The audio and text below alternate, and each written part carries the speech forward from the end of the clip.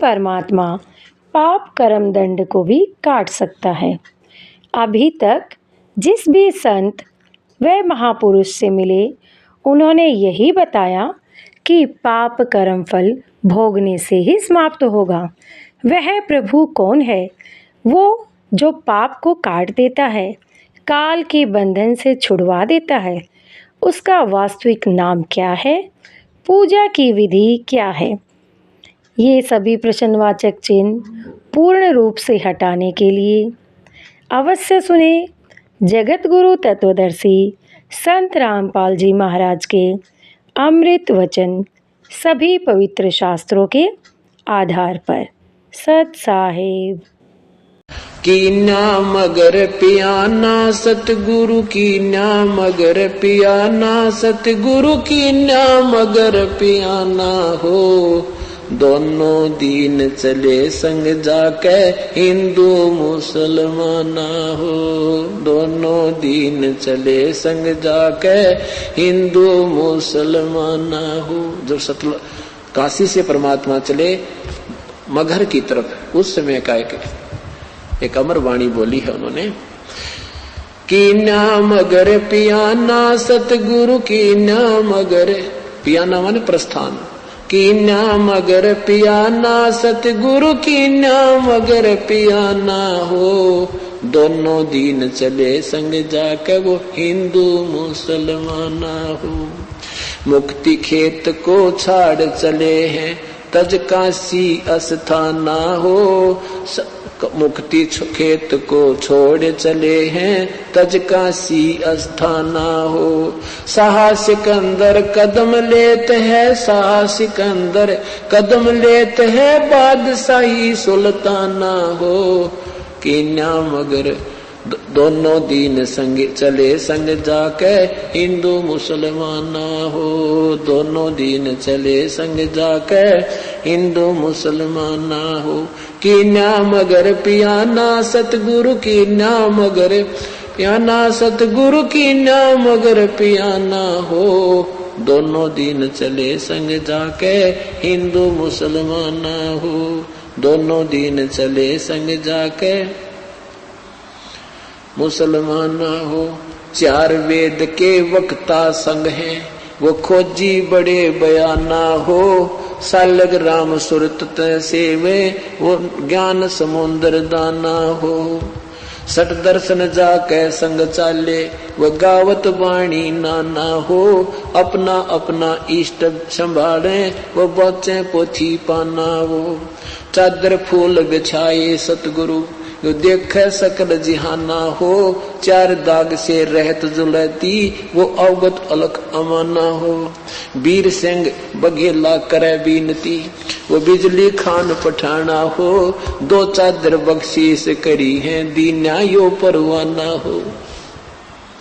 नूर नूर नूर निर्गुण पद मेला ये देख बहे हैराना हो, पद लो नीन बहे अविनाशी पाए न पाए पिंड न पुराना हो।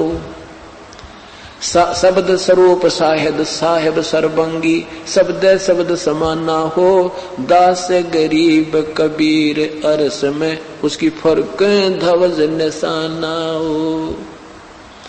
परमात्मा जब सतलोक वहां काशी से चले मगहर के लिए, वहां का वर्णन किया है कि वहां उनके अपने अपने जादू जंत्र वाले पोथी पत्रे ले लेकर अपने अपने भगवानों के गुण गाते हुए जा रहे हैं। तो वहां जाकर देखा परमात्मा दो चादर बख्शीश करी है, दो चादर बख्शीश करी थी, ये बख्शीश दे दी तुम्हें, तुम प्यार की बख्शीश है तुम्हारे लिए, और दीन आयो परवाना हो, ये प्रमाण देगे कि मैं समर्थ हूं। पद लोलीन बहे अविनाशी, अपने सतलोक को चले गए वो अविनाशी परमात्मा, और पाए पिंड न प्राणा हो, उनका कोई शरीर नहीं मिला। शब्द स्वरूप, शब्द स्वरूप माने वो सब। फिर लास्ट में 5 भगवान, उनके भगवान ने 5 नमाज का आदेश दे दिया कि ये 5-50 के तुल्य ही होंगी, ये डेली किया करो। लेकिन उस परमात्मा ने मांस खाने की, बकरे काटने की या कोई ये गाय बिस्मल करने की नहीं कही। अब कहने का भाव ये है कि जो पवित्र मुसलमान धर्म और पवित्र ईसाई धर्म के मुखिया श्री बाबा आदम जी, वहां जहां ये पहुंचे बैठे हैं पितरलोक में, ये कहते हैं स्वर्ग चले गए। उस स्वर्ग मान लीजिए वो स्वर्ग चले गए, और उस स्वर्ग में भी वो चैन तक हो ना, उनको वहां भी चैन नहीं। एक तरफ तो उनकी वह निकम्मी संतान नरक में ठोक रखी, हाहाकार मच रहा है, खंभों से बांध रखी, उनको कूटा जा रहा है, और एक तरफ स्वर्ग में वो अच्छी संतान वो स्वर्ग में बैठी है, आनंद कर रही है। तो कहते हैं बाबा आदम दाईं तरफ देखता है तो खुश होता है, खुश खुश खिलखिला कर हंसता है, और बाईं तरफ देखता है तो रोने लग जाता है। परमात्मा कबीर साहब कहते हैं कुछ थोड़ा सा सोचो नादानो, जिसको तुम अपना हेड ऑफ द डिपार्टमेंट मानते हो, मुखिया मानते हो बाबा आदम, और वो वहां भी बिरान माटी उसकी, वहां भी चैन नहीं है, कभी रो रहा है कभी हंस रहा है, तो काहे का स्वर्ग ये साधना ठीक नहीं। अब जो भी सुन रहा था कलेजा मुंह को आ रहा है कि हजरत मोहम्मद जी के तीनों बेटे उसकी आंखों के सामने मृत्यु को प्राप्त हुए, और स्वयं 62 साल की उम्र में हजरत मोहम्मद जी भी एक तेज बुखार के कारण और सारी रात तड़फ तड़फ के प्राण त्याग गए।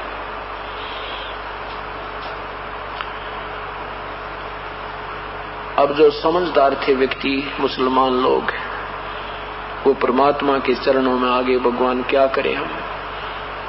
यदि हम अब आपसे उपदेश लेंगे तो ये धर्म के ठेकेदार हमें तंग करेंगे।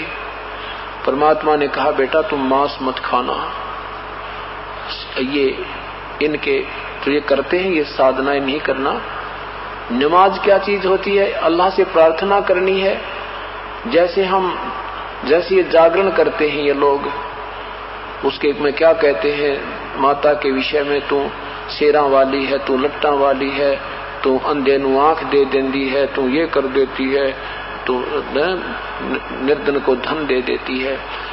माँ के अंदर ये गुण है, और इसको तुम गाते रहो गाते रहो गाते रहो तो वो ऐसे नहीं देगी। जैसे बिजली के गुणों का ज्ञान है कि तू अंधेरे को उजाले में बदल देती है, और आटा पीस देती है, पानी निकाल देती है नीचे से, पंखे चलाती है, कूलर चलाती है, तो बड़े गुणा वाली है।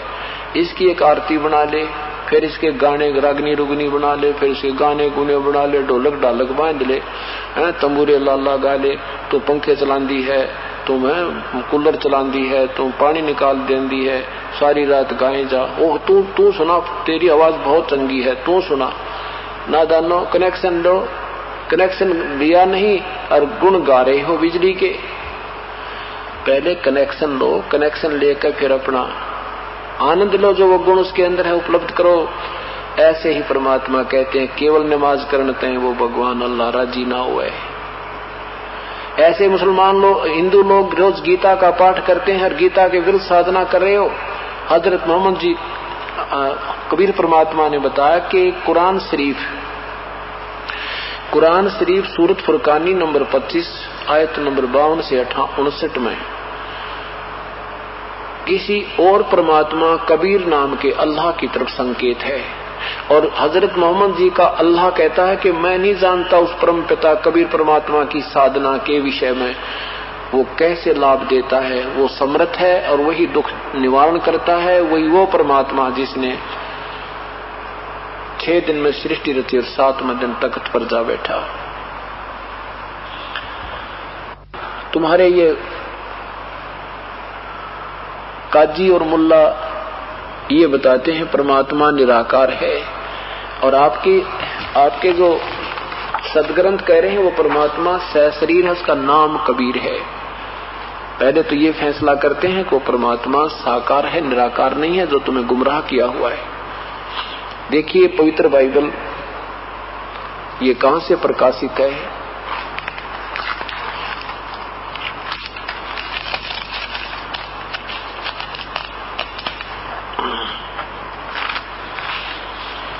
यह है पवित्र शास्त्र बाइबल, इंडिया बाइबल लिटरेचर, बरका रोड, कल्पक, मद्रास, इतने। और इसके बिल्कुल स्टार्ट में ही उत्पत्ति स्टार्ट होती है। उत्पत्ति प्रथम पृष्ठ पे विश्व की सृष्टि सृष्टि के 7 दिन, पहला दिन, दूसरा दिन, तीसरा दिन, ये चौथा दिन, और यहाँ देखो 5वां दिन। ये 5वां दिन और ये 6ठा दिन। छठे दिन को दिखाते हैं कि फिर परमेश्वर ने कहा हम मनुष्य को अपने स्वरूप के अनुसार अपनी समानता में बनाए। नीचे देखो, तब परमेश्वर ने मनुष्य को अपने स्वरूप के अनुसार उत्पन्न किया।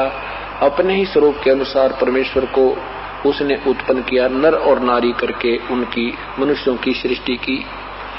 पवित्र बाइबल में ये पूर्ण परमात्मा की तरफ से रची हुई सृष्टि का 6 दिन का विवरण है। 7वें दिन फिर कहते हैं उन सब सृष्टि को रच के भगवान ने क्या कहा, उनको मांस खाने के लिए नहीं कहा। फिर परमेश्वर ने उनसे कहा कि सुनो, जितने बीज वाले छोटे छोटे पेड़ और सारी पृथ्वी के ऊपर जितने वृक्षों में बीज वाले फल होते हैं, ये सब मैंने तुमको दिए हैं, वे तुम्हारे भोजन के लिए हैं। और जितने पृथ्वी के पशु और आकाश के पक्षी और वृक्ष, पृथ्वी पर रेंगने वाले जंतु हैं, जिनमें जीवन के प्राण हैं, उन सब के खाने के लिए मैंने हरे हरे छोटे छोटे पेड़ दिए हैं। और वैसा ही हो गया। ये पूर्ण परमात्मा का संकेत है, आदेश है कि इसमें कितना मांस मिट्टी खाने का किसी पशु पक्षी को भी अलाउड नहीं है। 7वें दिन क्या किया कि फिर परमात्मा ने जो कुछ भी बनाया था 7वें दिन अपना काम समाप्त किया। परमेश्वर ने अपना काम जिससे वह करता था 7वें दिन समाप्त किया और उसने अपने किए हुए सारे काम से 7वें दिन विश्राम लिया। इसके बाद ये सृष्टि रच करके हजरत पूर्ण परमात्मा ने आदम आदि की उत्पत्ति करके काल को सौंप दिए। यहाँ से फिर काल का ड्रामा शुरू होता है। उसने फिर इसमें अपने हिसाब से जो इनमें उल्टी सुलटी कथाएं को आकर उल्टे सुलटे ज्ञान देकर इन भोली आत्माओं को गुमराह कर डाला। अब आपको दिखाते हैं कुरान शरीफ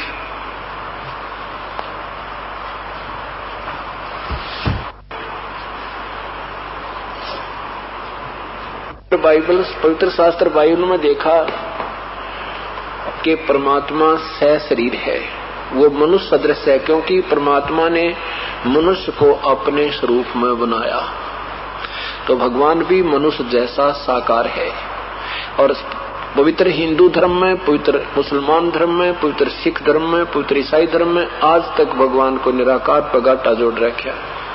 ये लोक वेद सुना गया, अपने को शास्त्रों की ज्ञान नहीं अपने तक पहुंचा, इसलिए हम अभी तक यथार्थ ज्ञान से वंचित हैं। इसलिए परमात्मा ने इस दास की ड्यूटी लाई है। अब देखिएगा कुरान, पवित्र कुरान शरीफ सूरत फुरकानी नंबर 25 आयत नंबर 52 से 59 तक आपको निर्णय दिया जाएगा। ये पवित्र कुरान शरीफ, इसमें लिखा है कि ये वह इल्हामी किताब है जिसमें कोई संदेह की गुंजाइश नहीं है। कुरान शरीफ, कुरान से पीछे करता है। कुरान शरीफ ये है, नीचे देखना, अनुवादकर्ता कौन है? शेरवानी संस्करण, प्रकाशक लखनऊ किताबघर, मौसम बाग, सीतापुर रोड, लखनऊ। और यहाँ देखिए सूरत फुरकानी, कुरान शरीफ सूरत फुरकानी 25 आयत नंबर नीचे देखो 52।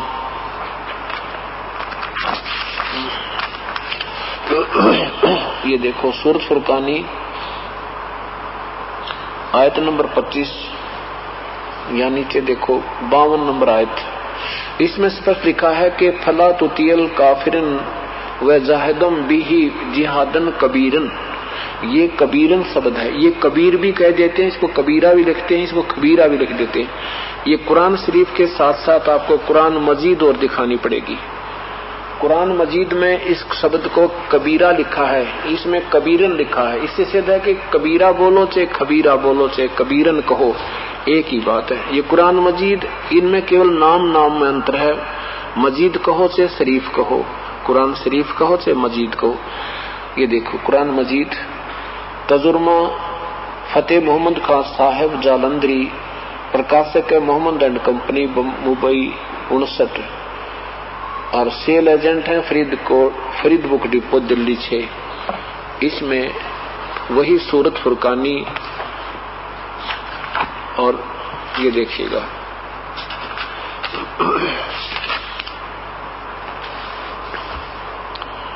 ये है कुरान मजीद लिखा शरीफ के स्थान पर और सूरत फुरकानी 25 नीचे देखो, बिल्कुल लाइन भी नहीं चेंज किया इन्होंने, वही लिखा कि फला तुतियल काफिरन व जिहादुम बिही जिहादन कबीरा, कबीरन कहो कबीरा कहो, इसका अर्थ कबीर है, चाहे खबीरा कहो, यहाँ इन्होंने खबीरा लिख दिया। ये बोलने का अंतर होता है सिर्फ। ये 58 नंबर में लिखा है इबादही खबीरा, ये कबीरा है, कबीरा कहो चाहे खबीरा कहो। इबादही माने पूजा के योग्य, पूजा के योग्य, इबादत माने पूजा, इबादही माने पूजा के योग्य पूजनीय, कबीरा वो कबीर परमात्मा है। और यहाँ पर फिर खबीरा लिखा है। तो इसका अर्थ क्या बनता है? इसका अर्थ ये बनता है कि वो परमात्मा कबीर है जिसने 6 दिन में सृष्टि रची, वो 7वें दिन तख्त पर जा बैठा और उसके विषय में किसी बाखबर से पूछ देखो। ये देखना, ये अब कुरान शरीफ आपको पढ़ाकर सुना रहा हूँ। वो मजीद इसको सहयोग दिया था कि कबीर कहो चाहे कबीरा कहो चाहे कबीरन कहो। इन्होंने इसका अर्थ बड़ा कर दिया। सूरत फुरकानी 25 नीचे देखिएगा, ये 52 नंबर आयत में इसका हिंदी क्या बना है, इन्होंने क्या बनाया है कि ए पैगंबर, तो ए पैगंबर तुम काफिरों का कहा न मानना, और इस कुरान की दलीलों से उनका सामना बड़े जोर से करो। इन्होंने कबीर का अर्थ बड़ा कर दिया, जबकि इसका अर्थ बनता है कि कुरान शरीफ को बोलने वाला अल्लाह कह रहा है हजरत मोहम्मद जी को कि मैं तुझे जो संकेत कर रहा हूँ, मैं तुझे जो कुरान की वाणी दे रहा हूँ, ज्ञान दे रहा हूँ, इस पर तो विश्वास रखना मेरे पे। ये कबीर परमात्मा है। और लेकिन ये काफिर लोग इसको भगवान नहीं मानते, तो इनकी बातों में मत आना, इनके साथ संघर्ष करना। जिहाद माने संघर्ष करना, बिही माने डट कर इनके साथ संघर्ष करना, जब इनकी लड़ाई नहीं करना, लेकिन इनकी बातों में तो आइए मत ना। जो मैं कह रहा हूँ यह सत्य मानना, यू कबीर परमात्मा। और ये वही है जिसने 6 दिन में सृष्टि रची, 7वें दिन तख्त पर जा बैठा। ये देखना, यही सूरत कुरान शरीफ सूरत फुरकानी 25 और यहाँ प्रश्न नंबर इसका है, ये देखना प्रश्न नंबर 606 पे, वो 604 पे आपने देखा था, अब 606 देखिए नीचे। ये 58 नंबर में खबीरा, इवादी खबीरा, 59 में ये बिही खबीरन, इसका हिंदी यहाँ देखना है। दोनों आयतों की आपको दिखाता हूँ। ए पैगंबर उस जिंदा पर है, क्योंकि परमात्मा पूर्ण ब्रह्म जिंदा महात्मा के रूप में हजरत मोहम्मद जी को मिले थे, सतलोक ले गए थे, पर युमान्या को नहीं था, वापस छोड़ दिया। जबरील देवता के डर से नहीं माना था, उसने ग्रहण डरा रखा था।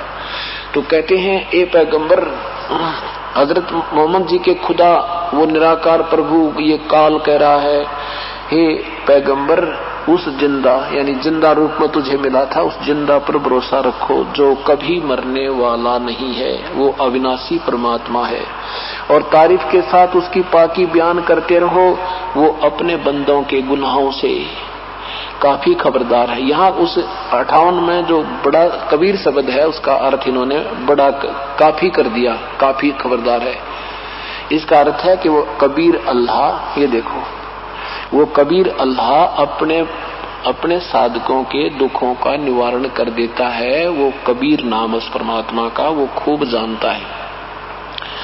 और 59 में क्या लिखा कि जिसने आसमान और जमीन के बीच और जो कुछ है उनके बीच में सब को 6 दिन में पैदा किया है और फिर तख्त पर जा विराजा, वो अल्लाह बड़ा, वो अल्लाह कबीर। या बड़ा अल्लाह बड़ा की जगह कबीरा लिख दो, वो अल्लाह कबीर। आगे देखो रहमान है, वो अल्लाह कबीर दयालु है। और तो उसकी खबर किसी बाखबर इल्म वाले से पूछ देखो, अर्थात किसी तत्वदर्शी संत से पूछ देखो। ओए होए, अब देखना कितनी रजा, कितना कमाल कर दिया है कि वो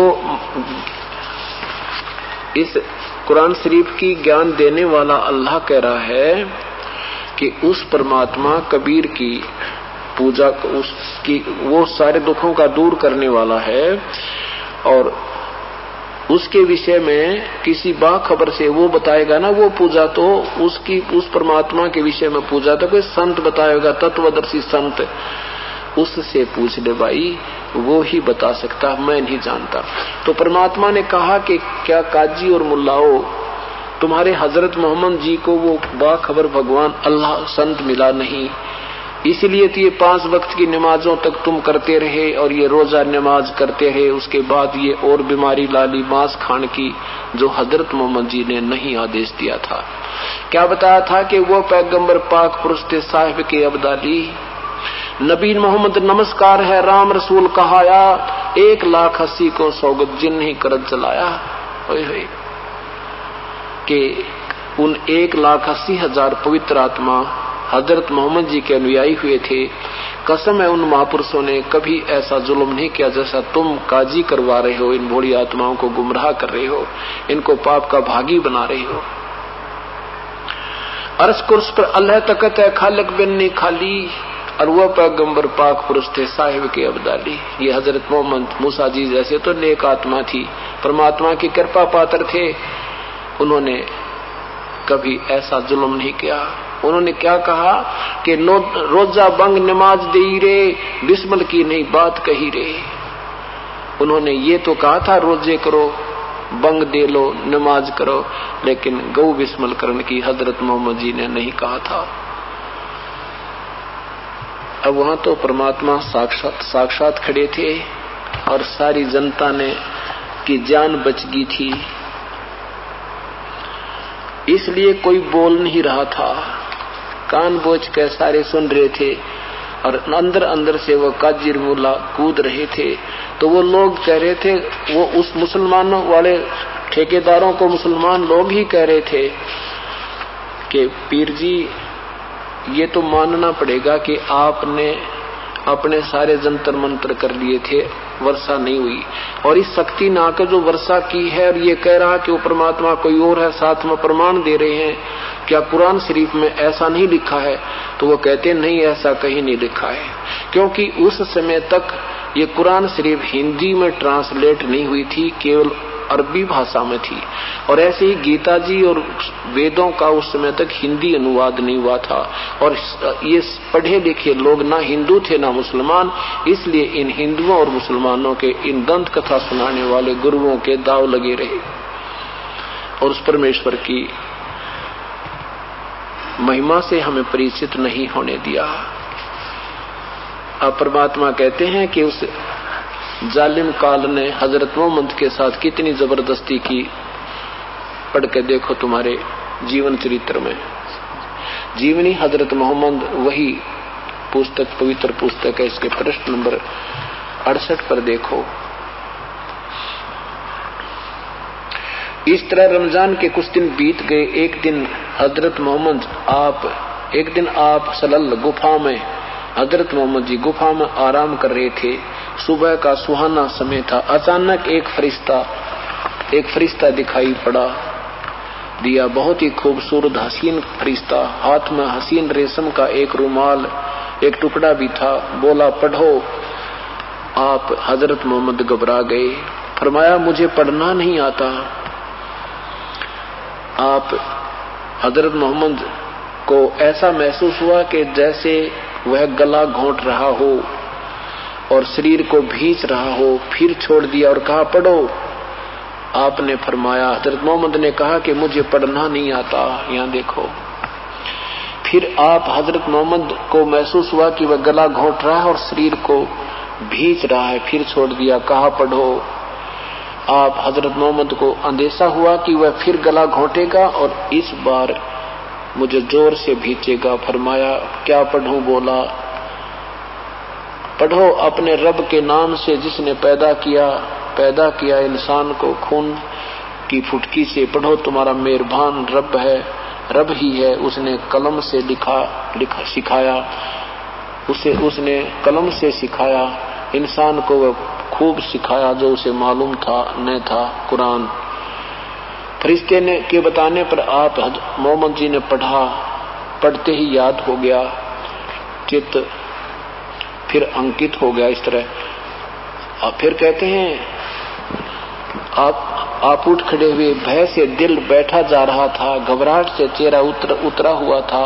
आप सहमी नजर निगाहों से गुफा में हर तरफ देखने लगे। हैरानी और घबराहट की हालत थी और दिल के ही अंदर दिल में सोचने लगे कि अभी मुझे किसने बातें की थी, वह कौन मुझे पढ़ा गया।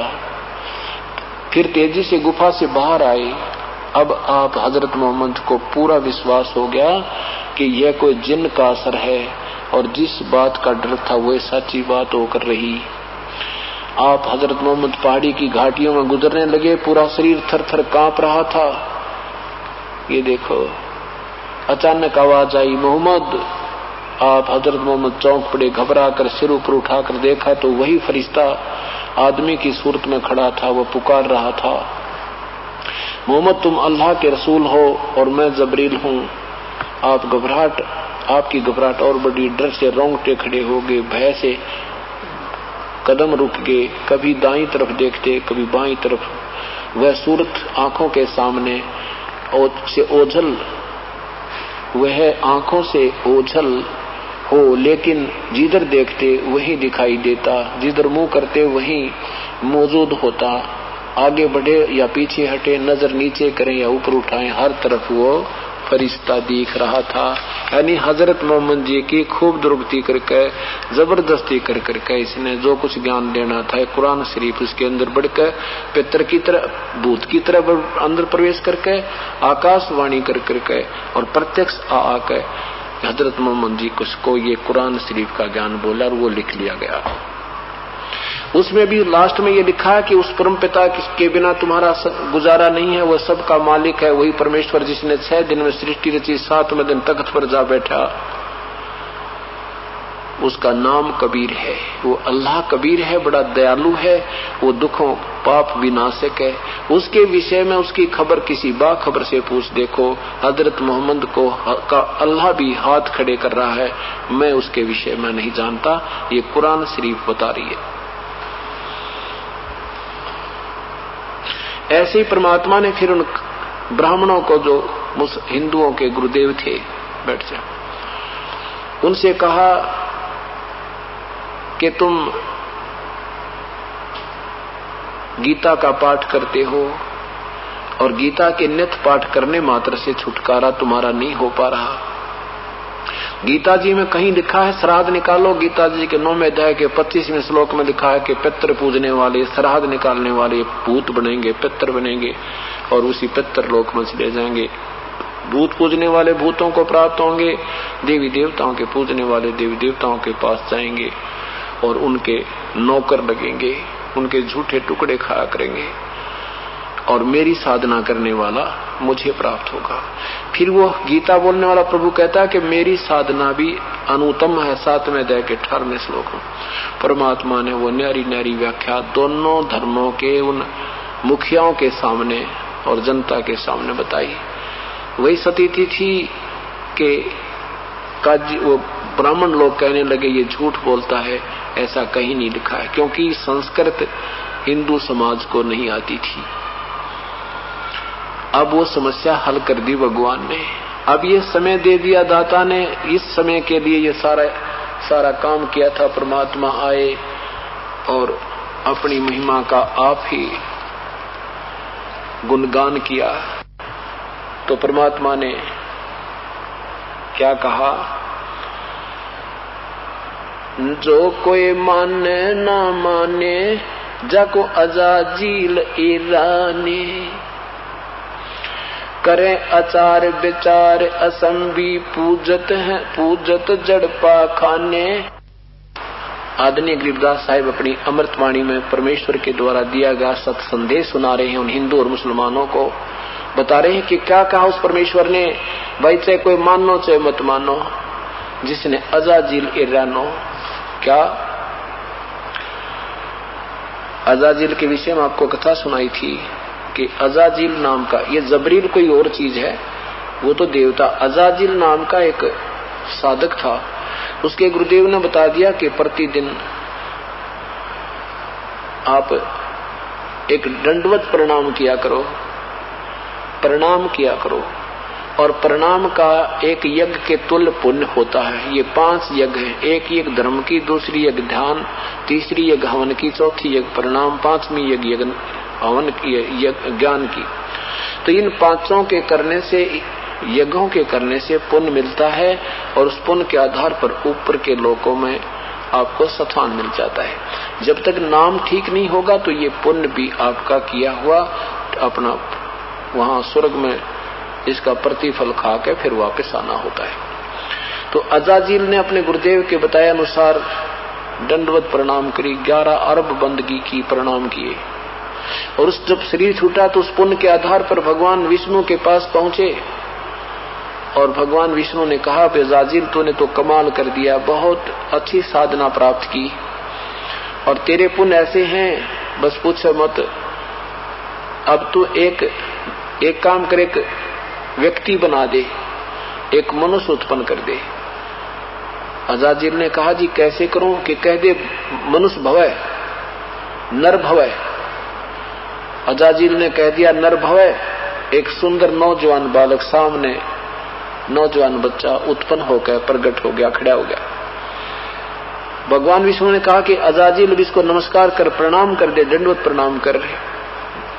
अजाजिल कहने लगा तो मेरा बेटा है, मैं प्रणाम नहीं करूं। अब वही तो कोरस कर रखा उसने प्रणाम करने का, उसको कर नहीं रहा। प्रणाम किस लिए करवाया जाता है कि अभिमान छूट जा, एम ना रहे इस मन पापी में, और एम भगवान को कति पसंद नहीं, अहंकार भगवान को पसंद नहीं। भक्ति के अंदर ये बहुत भयंकर वस्तु है, इसलिए प्रणाम दंडवत कराया जाता है, इस मिट्टी को मिट्टी समझने और भगवान में आस्था गणी हो जाए। अब प्रणाम करते करते भी उसके मन में खोट आ गया, अभिमान आ गया कि ना करूं तो मेरा बेटा है। अब भगवान ने सोचा, देखने कम्मा काम बिगाड़े बने बनाए ने। अब दयालु हैं भगवान विष्णु जी ने सोचा कि चल मैं इसकी कमाई को खराब नहीं होने दूंगा, इसकी भी रह जाएगी। एक ऐसा अल्टरनेट विकल्प निकाला कि एक ऐसा एक नीचा सा गेट था, ऐसे गोल आर्च टाइप सा, जिसमें आदमी झुककर परली साइड में निकला, ऐसा दरवाजा था एक। भगवान विष्णु कहने लगे, चलो भाई छोड़, कोई बात ना, मत करा प्रणाम। तो उस लड़के से कहा कि जा बेटा तू परली साइड खड़ा हो जा। वो लड़का उस गेट में निकल कर परली साइड खड़ा हो गया, और भगवान ने कहा कि आजा अजाजिल, तुझे सैर सपट्टा करा कर लाऊं स्वर्ग का। भगवान भी, विष्णु जी भी मुकुट समेत ऐसे उस गेट के अंदर से परली साइड निकल गए जहां सामने लड़का खड़ा था। अजाजिल कहने लगा, मैं ना आऊं इस तरफ, मैं जानू तेरे को छलिया, तू बहुत छल करता है, मैं तेरी बातों में नहीं आऊं, तेरे छल में नहीं आऊं। तू चाहता है कि मैं ऐसे झुक कर आऊं और तू कह दिए देखा ना करवा दिया प्रणाम तेरे ते, मैं नहीं आऊं। परमात्मा ने, भगवान ने कहा रहा, आजा मान जा मेरी बात है, आजा मत बिगाड़े काम, तो मैं कभी भी कोई नहीं आऊं। स्टेनलेस स्टील हो गया, अरे तरह गजब हो। ये जब नहीं माना तो भगवान ने कहा मर कुएं में पड़ के बन गदा नकम में, सारी कैंसिल होगी भगवान की, वहां उसकी करी कराई कमाई सारी नाश हो गया, बर्बाद होगी। तो यहां कहते हैं कि भगवान के जैसे अजाजिल ने भगवान की आज्ञा का उल्लंघन कर देने से सारी कमाई का नाश करा दिया, ऐसे ही आप मेरी बात को नहीं मानोगे। मैं जो कह रहा हूं कि साधना तुम्हारी ठीक नहीं है, तुम छोड़ दो इसने, और इसके साथ साथ जब तुम गलत साधना कर रही है, तुम्हें हानिकारक है, तो मेरी बात को नहीं मानोगे, तुम इतने ही दोषी समझ लेना। कोई माने चाहे ना माने, जाको अजाजिल इरानी, पिंड पर धान करे आचार विचार असंभी, ये पूजत हैं जड़ पास, पूजत जड़ पा खाने पासाने, पाती तोड़ चढ़ावे अंधे, जीवत जी को बाने। क्या कहते हैं कि ये आचार विचार करें, सत साधना ना करके कि तब पत्थर पूजते फिरो। पाषाण, पाषाण माने पत्थर, और पत्ते तोड़कर फूल चढ़ाओ उस पत्थर की मूर्ति पे। पिंड प्रदान करें पितरों के तीर्थ जग और दाने, बिना बंदगी मुक्ति नहीं क्यों भूल रहे सुरज्ञाने। पिंड प्रदान करें पितरों के, दान करते हो, पिंड दान करते हो, तीर्थ यज्ञ करते फिरते हो, बगैर सत भक्ति के, बिना भक्ति के, सत भक्ति के मुक्ति नहीं क्यों भूल रहे सुरज्ञाने। यानी तुम ब्राह्मण होकर के उल्टे काम करो, देवता होकर के, और साधना गलत कर रहे हो। सुखदेव शिव का तत्व सुना है, भक्ति ले ढंग ताने, सतगुरु जनक विधे ही भेंटे पद में पदे समान। अकथ कथा कुछ कही न जाई, देखत नैन सिराने, अबल बली वरियाम बिहंगम लाले चोट निशाने। पंडित वेद कहें वो वाणी, काजी पढ़े कुराने, और सूर गऊ को दो बतावे, है समझत नहीं हैवाने। पंडित वेद कहें बहुबाणी, काजी पढ़े कुराने, सूर गऊ को दो बतावे, दोनों दीन दीवाने। एक ही मिट्टी एक का चमड़ा, एक का बोल पराणे, जिव्या स्वाद मारत है नर समझत नहीं हैवाने। मुर्गी बकरी कुकड़ी खाई, कुक बंग मुलाने, जैसा दर्द आपने होवे ऐसा दर्द बिराने। क्या बताते हैं नादान। हिंदू तक कहते हैं सूर खा लो, गाय मत खाओ। मुसलमान कहते हैं सूर का, सूअर नहीं खाना चाहिए, अशुभ होता है, मांस, गाय का मांस खा लो। अरे तेरा गजब हो। कहते तुम गाय और सूर में दो जीव मानते हो, दर्द दोनों का एक जैसा होता है। अब कोई तुम्हारे बच्चों को मार के काट के खाने लगे, तुम्हें कितना दर्द हो, जब तुम्हारी टांग काटे कोई। कहते हैं जैसा दर्द आपने हो ऐसा जान बिराने। मन मक्के की हजना कीनी, दिल काबा नहीं जाने, कैसे काजी कजा करते हो तुम खाते हो हिरवाने। जा दिन साहिब लेखा मांगे, दो क्या जवाब दीवाने, ऐसा कुफर तरस नहीं आवे, काटे शीश खुराने। कहते हैं ऐसा जुल्म करो, वहाँ भगवान के दरबार में तुम्हारा जवाब मांगेंगे, जब के जवाब दोगे। भगवान के बच्चों को मार रहे हो, पिता का चाहे छोटा बालक मार दे चाहे बड़ा, भगवान का चाहे चींटी को मारो चाहे हाथी को, एक जैसा तुम्हें दोष लगेगा। मुर्गा मारो चाहे गाय मारो, सूअर खाओ, सबका तुम्हें पाप लगेगा, महादोष के भागी हो जाओगे। उस पुरसेती मरहम नाही, अनहद नाद गुनाने, दास गरीब गई दुनी गई दोजक, ये देव गाड़ी गुराने। कहते तुम नरक में जाओगे, और कबीर परमात्मा जैसे महापुरुष को सत साधना देने वाले भगवान को तुम गाली देते हो, बुरा बताते हो, इन नकम में काजी और पंडितों के कहते हैं तुम्हें महापाप लगवाएंगे ये। अब परमात्मा की महिमा सुनकर हिंदू और मुसलमान दोनों के दोनों ने बहु संख्या में मगहर में उपदेश ले लिया। और वहाँ एक व्यक्ति को संतान नहीं थी, 65 साल का हो गया था, सतगुरु के आशीर्वाद से वहाँ उनको संतान प्राप्त हुई। आज वहाँ पर मगहर के अंदर ये दास वहाँ गए थे, 3 बार जाकर देख कर आए हम। तो उसमें लिखा था, एक भक्त कह रहा था कि जो यहाँ पर एक कबीर मोहल्ला कबीर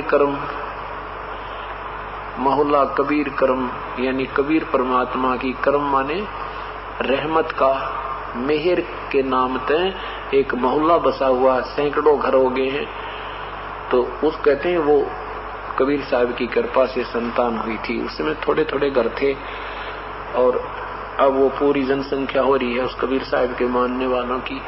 तो वहाँ मुसलमान और हिंदू दोनों प्रेम से रहते हैं, बिल्कुल सगे भाइयों की तरह रहते हैं, कोई आपस में द्वेष नहीं, ना कोई झगड़ा नहीं कभी भी। उन्होंने बताया था कि कितने आपस में सांप्रदायिक दंगे हो लिए, हिंदू मुसलमानों का भी झगड़ा हो लिया, लेकिन मगर मैं आज तक हम आपस में कभी धर्म के नाम पर नहीं लड़े हैं। वो तो चाहे भाई बुई भी लड़ पड़ते हैं छोटी मोटी कोई बांटे बंटवारे पर, बाकी हम मजहब के नाम पर नहीं लड़े। ये आशीर्वाद उस कबीर परमेश्वर का है। पूर्ण परमात्मा कबीर साहब जब आए थे, अपना परिचय देने आए थे और अपने गवाह तैयार करने आए थे कि इस बीचली पीढ़ी में, इस कलियुग के अंदर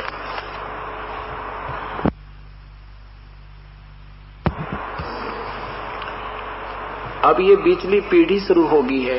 पहली पीढ़ी जब परमात्मा आए थे उस समय अपनी समर्थता, अपना प्रमाण देके कि भगवान कैसा होता है और परमात्मा के काम करता है, कितने सुख देता है, उसके क्या लक्षण होते हैं, तो और साथ में ये कई गवाह तैयार करके अपनी समर्थता और साक्षात दर्शन करा के अब आपको कबीर सागर के अंदर एक ऐसा रहस्य दिखाएंगे, आप दांतों तले उंगली दबाओगे, ये भगवान, ये परमात्मा, ये कबीर साहब, आपने तो कमाल कर रखा है।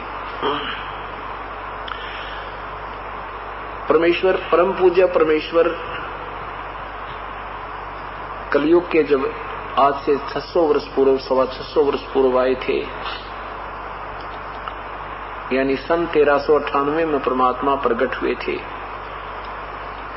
और फिर धर्मदास नाम के एक वैष्णव उपासक श्री विष्णु कृष्ण आदि के उपासक को अपनी शरण में लेकर तत्व ज्ञान बताया था, और फिर सतलोक में अपने दर्शन दिखाए थे, और फिर यहाँ वो आत्मा छोड़ दी थी। और धर्मदास से कहा था, धर्मदास मैं पूर्ण परमात्मा हूँ और मेरी प्राप्ति सार नाम और सतनाम से होगी, और कोई विधि परमात्मा के पाने की नहीं है। और ये सार शब्द और ये सत शब्द, जो सार नाम तुझे मैं देता हूँ, बता रहा हूँ, तुझे दे रहा हूँ, ये किसी को मत बताना। ये जब तक वो बीचली पीढ़ी प्रारंभ होगी तब तक कति छुपा कर रखना है, अपने वंशजों को भी मत बताना। और काल ने क्या कहा था जब परमात्मा यहाँ आए थे, काल से कहा था कि मैं, कबीर साहब ने कहा था कि मैं मृतलोक में जाऊंगा, तेरे ब्रह्मांडों में नीचे जाके और सबको बताऊंगा यू भगवान नहीं है, परमात्मा कोई और है, और तेरी पोल पाड़ूंगा। तो काल ने पहले तो विनम्रता से, चापलूसी से प्रभु से वचन लिए कि 3 युगों में जीव थोड़े ले जाना, चौथे युग कलयुग में कितने ही प्राणी ले जाना, प्रभु ये दया बख्श दो।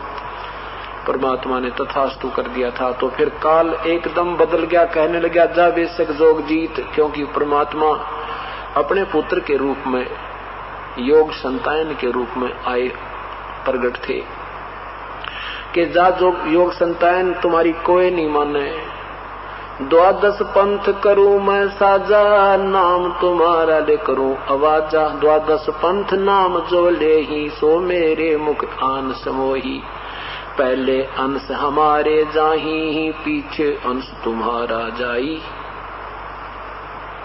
काल ने ये कहा था कि मैं 12 पंथ चला दूंगा, कहेंगे तेरा ही गुणगान करेंगे, कबीर भगवान है, वो अल्लाह कबीर है, वो कोई और परमात्मा है, और नाम और साधना मेरे लेवल की दिया करेंगे, मेरे मुंह में रहेंगे। तो धर्मदास जी से परमात्मा ने कहा था कि धर्मदास ये काल के 12 पंथ चलेंगे, और इन 12 पंथों में जो हंस आएंगे, जो इनके प्रवर्तक आएंगे, वो उनके माध्यम से मैं अपनी समर्थता का प्रमाण इस पृथ्वी पर छोड़ता रहूंगा। लेकिन उन 12 पंथों में उपदेश लेने वालों की मुक्ति नहीं होगी, लेकिन मेरी महिमा तो वो गाते ही रहेंगे। पिछली पीढ़ी तक मेरा नाम जिक्र चलता रहेगा। और जब 12वां जो अंश आएगा, 12वां जो आएगा, वो उस समय मेरी वाणी फिर प्रकट होएगी, उसके माध्यम से मैं अपनी वाणी फिर दिखवाऊंगा संवत 1775-74 में, और मेरी वाणी दोबारा प्रकट होएगी। क्योंकि कबीर वाणी जो है बहुत कुछ इन्होंने और मिलावट कर दी थी, इस करके परमात्मा ने कहा था कि मैं अपनी महिमा फिर एक बार फिर प्रकट करवाऊंगा और फिर वो कबीर सागर से भी मिलेगी, वो सही होगी। तो क्या बताया है कि धर्मदास जब लग वो 12 पंथ चले तब तक ये वास्तविक ज्ञान किसी को मत बताना। और 12वें पंथ में 12वां पंथ गरीबदास नाम का पंथ है। 1774-75 संवत में प्रकट होंगे वो हंस, और उनके द्वारा मेरी वाणी प्रकट होगी। लेकिन उस 12 पंथ तक, गरीबदास के पंथ तक के अनुयायियों को भी वो वास्तविक ज्ञान प्राप्त नहीं होगा, क्योंकि परमात्मा का सख्त संकेत था, आदेश था कि ये अभी तत्व ज्ञान वास्तविक नाम मंत्र किसी को नहीं बताना। इस उद्देश्य से लिखा ये कबीर सागर आपके पास है और 500 वर्ष 550 वर्ष पुराना लिखा है। ये आज नहीं लिखा गया, आज कमाल कर रखा है। इसमें देखना पुण्यात्मा, परमात्मा समय समय पर हमें अपनी महिमा बता रहा है। इसमें आपको दिखाता हूं कबीर वाणी, कबीर चरित्र बोध।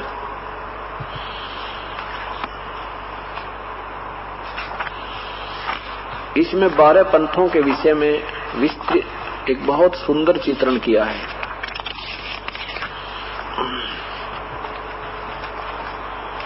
ये देखिएगा, जिनको नहीं दिखाई दे रहा वो मैं बोलूंगा, उससे भी सुनते रहना। ये है कबीर चरित्र बोध सागर, कबीर चरित्र बोध, और पृष्ठ नंबर 1817। नीचे देखिए 12 पंथों के, कबीर साहब के पंथों का वृत्तांत। नंबर 1 नारायण दास जी का पंथ, यागो दास जी का पंथ, सूरत गोपाल पंथ, मूल निरंजन पंथ, टकसारी पंथ, भगवान दास जी का पंथ, सतनामी पंथ, कमाली पंथ। कमाली, ये कमाल भी गुरुद्रोही हो गया था कबीर साहब की वाणी सुना के। जैसे गरीबदासी पंथ कहते हैं ना, ऐसे ये कमाली पंथ है, ये कमाली पंथ, ये कमाल का पंथ। राम कबीर पंथ, प्रेम धाम की वाणी पंथ, और जीवा पंथ, और 12वां गरीबदास पंथ। ये देखिए 12वां गरीबदास पंथ। अब इसी इन 12 के विषय में कबीर साहब का वाणी के द्वारा, अपनी अमृत वाणी के द्वारा आपको वर्णन दिखाते हैं।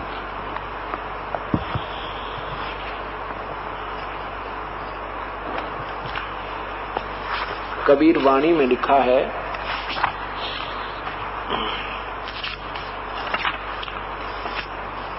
कितना सुंदर चित्रण किया है परमात्मा ने, कमाल, रिकॉर्ड तोड़ दिया मेरे मालिक।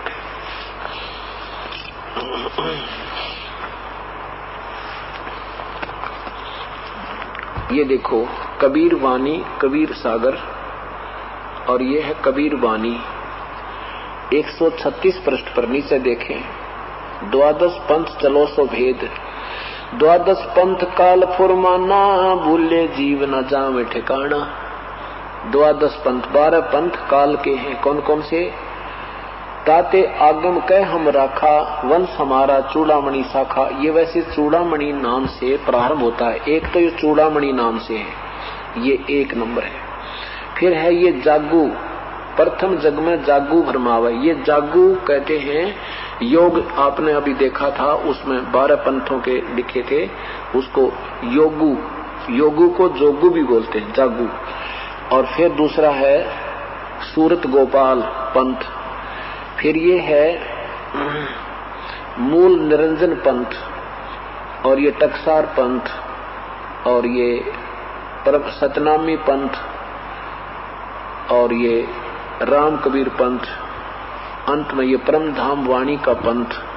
अब यहाँ देखिए, ये 12वां यहाँ से शुरू होता है। संवत 1775 हुई। आदरणीय गरीबदास साहिब जी का जन्म 1774 में है। इसमें लिखा है संवत 1775। जैसे कई बार आदरणीय गरीबदास साहिब जी का जन्म वैशाख सुदी पूर्णमासी को हुआ था, और चैत्र मास से, चैत मास से ये संवत यानी वर्ष प्रारंभ होता है, देशीय हिसाब किताब से। तो वो कई बार 2 चैत्र हो जाते हैं, कई 2 चैत्र नहीं मनाते, वैशाख मनाते हैं। तो उसको 1775 इसलिए लिखा भगवान ने। वास्तव में गरीबदास जी का जो इस तरह को ये लिखने में अब गरीबदास जी की जीवन कथा में गलती हो सकती है, इसमें गलती नहीं है। तो उस कहते हैं 1775 होई ता दिन प्रेम प्रगटे जग सोई। ये गरीबदास जी का जन्म होगा 1775 में। ये बोध सागर में लिखा है कबीर वाणी। आज्ञा रहे ब्रह्म बोध लावे, कोली चमार सबके घर खावे। ये देखियो, साथ हमारी ले जीव समझावे। कबीर साहब की महिमा गाकर ही सब जीवों को समझाएगा गरीबदास जी आकर के। और लेकिन उस गरीबदास जी के भी अनुयायी असंख्य जन्म ठोर नहीं पा। माया का संसार है, कदम कदम पर धोखा है। शरण ले लो सतगुरु की, यही सुनहरा मौका है। ऐसे ही आध्यात्मिक वीडियो देखने के लिए हमारे चैनल को सब्सक्राइब करें। बोलो बंदी छोड़ सतगुरु रामपाल जी महाराज की जय। सत साहिब।